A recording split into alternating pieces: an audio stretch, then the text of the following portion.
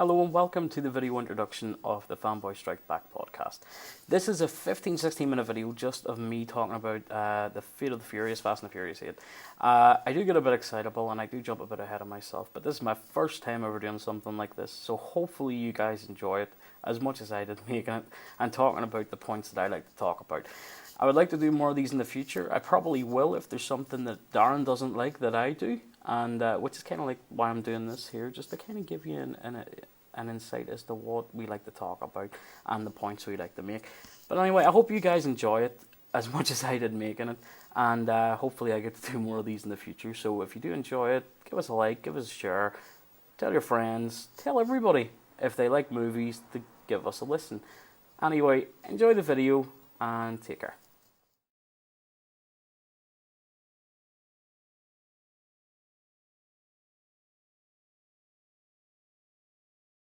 Hello and welcome to the introduction video of the Fanboys Strike Back.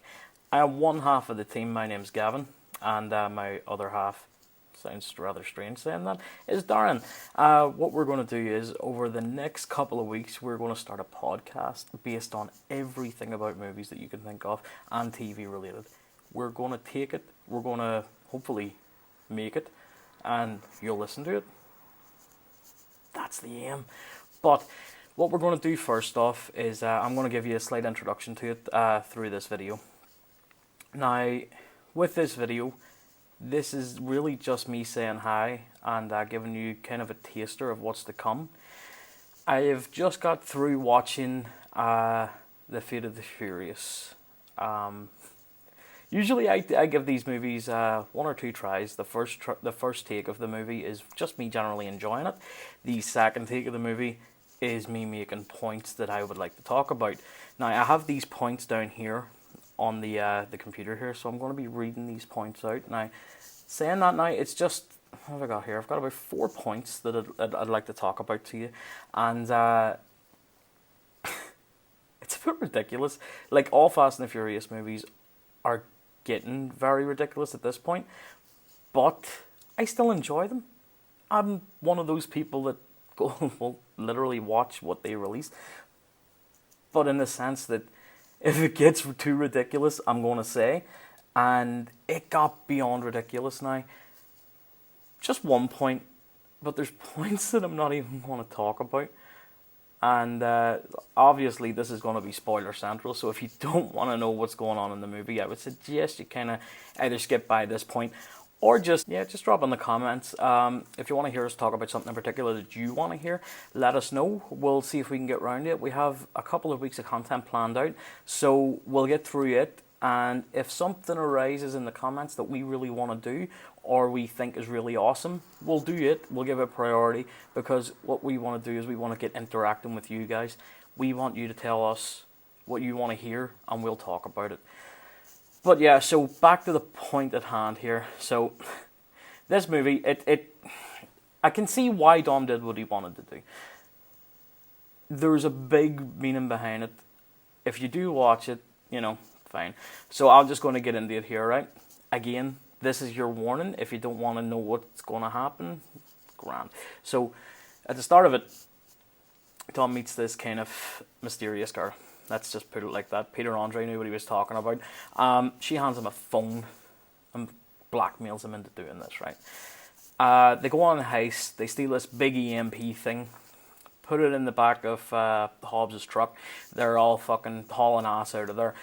Right in the middle of the escape, Dom fucks Hobbs over, takes the EMP and hightails it out of there. Now, as the movie kind of progresses, you're going to see why. He gets on the plane with this girl, and basically you find out she has Elena captive. Now, Elena was Hobbs' partner from the prior couple of movies. She has her captive. Now, it seems a bit strange that Dom would do this just for Elena, because they had a little bit of a fling. The main reason behind this is because Elena was pregnant with Dom's kid. Now, that in its own, I can understand, right? So someone has your kid. You're going to do pretty much anything just to get them back. So Dom starts working for this chick. Now, the first part of this, right, is she handed him a phone with this information on it. He kept that phone. and she's pretty tech savvy and everything else that she can't get traced. Now, if she's done that with this phone and give him the phone, there's a high chance that he's going to use that phone to get in contact with people and fuck the plans up. So, that's just point one.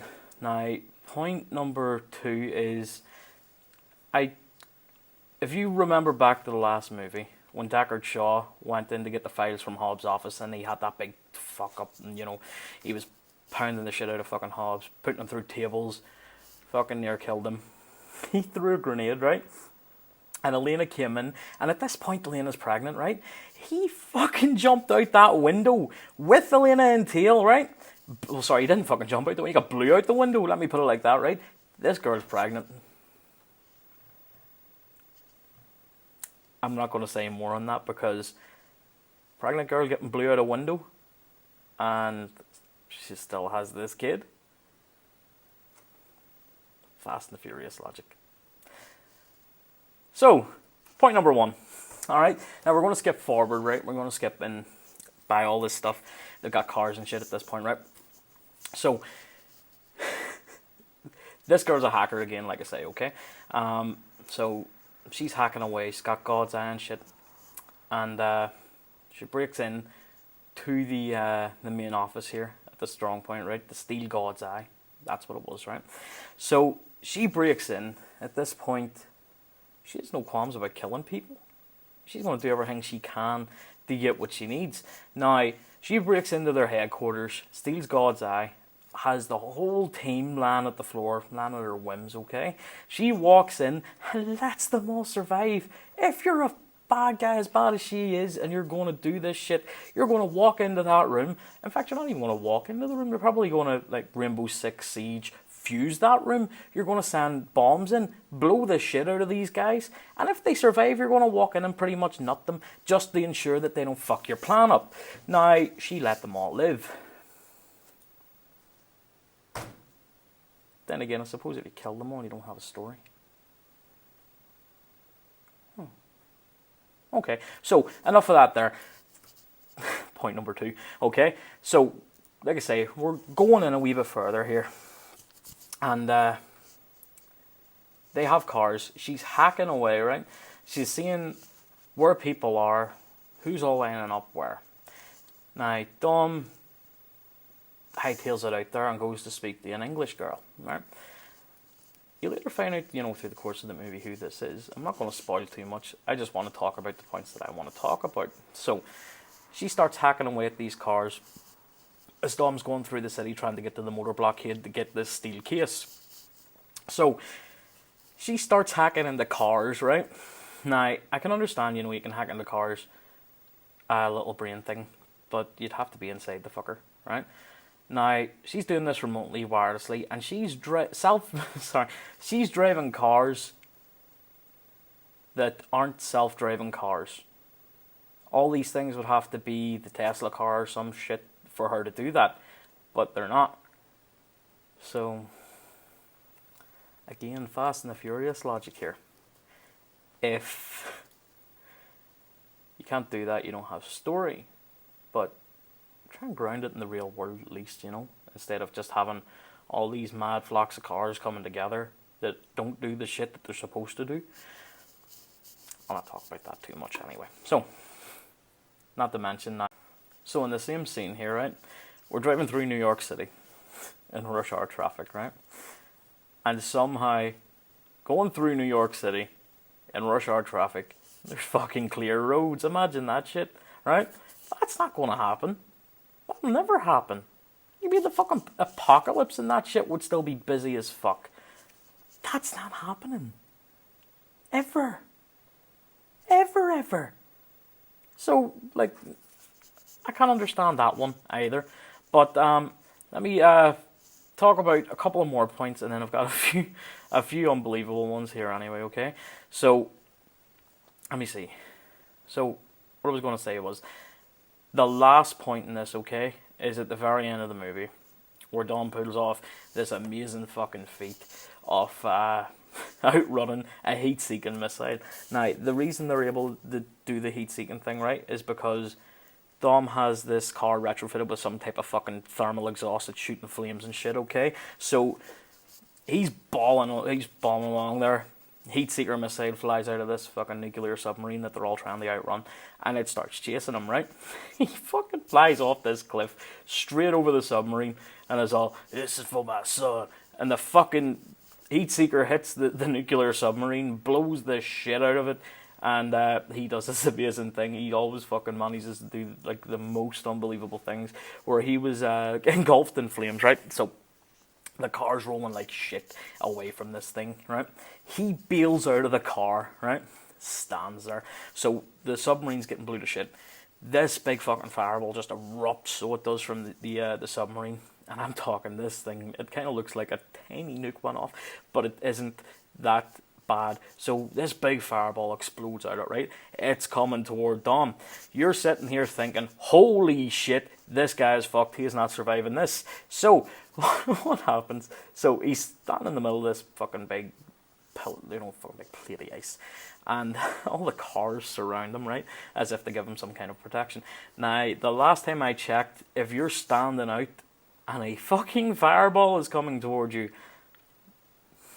you're not surviving. And if you do survive, you're going to be burnt to shit. You're going to look like Freddy Krueger by that time that's over.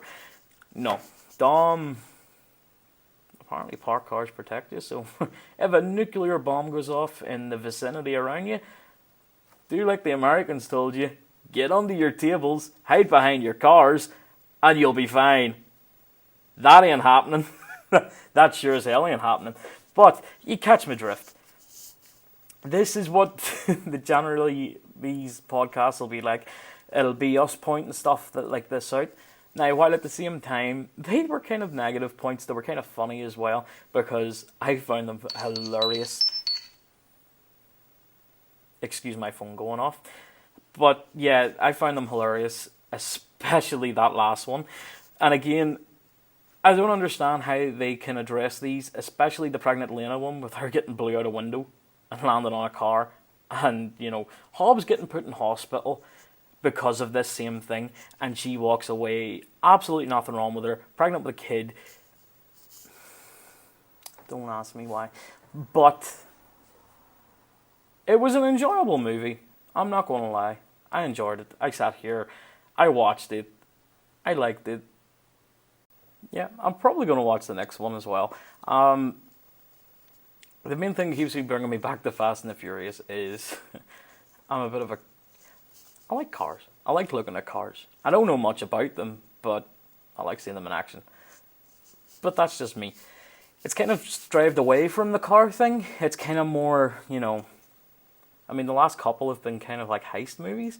This one was a little bit different. This one was kind of more like a... I don't know. It was kind of the same, but they weren't heisting anything. I mean, they were stealing some stuff, but it didn't feel like the last couple have. They kind of included a little thing for Paul Walker where, you know, they had a lot of stuff in the prior movies where Dom would talk to Brian, and Brian would kind of give, you know, bounce stuff off him, and they would work out a plan generally. They got to the point in this movie after Dom had decided to go rogue, and the first thing Letty, I think it was Letty, says, well, Brian would know what to do, or maybe it wasn't Letty, maybe it was Roman. It was one of them anyway, but they said Brian will know what to do, and the immediate reply was, we said we wouldn't bring Brian and Mia into this, they're out. So it was kind of nice to see that they were kind of including him that way. I mean, it's nice to know that he's not forgot about even though everything that happened. It's nice.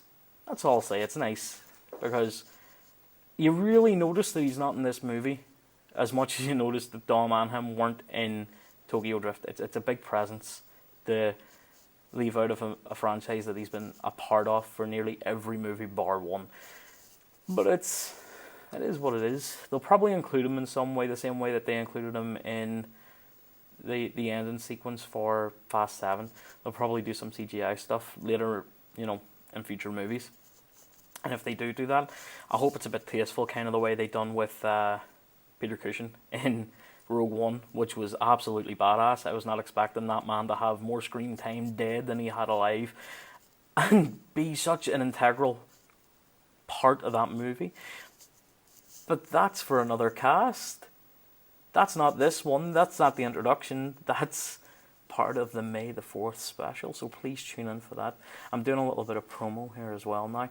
So what I want to say is welcome to the Fanboys Strike Back. Please leave us some comments. Please leave us some feedback. Hopefully we'll have this the first ever cast, the premiere cast up within the next week or two. So I hope you enjoyed this kind of short introduction from me.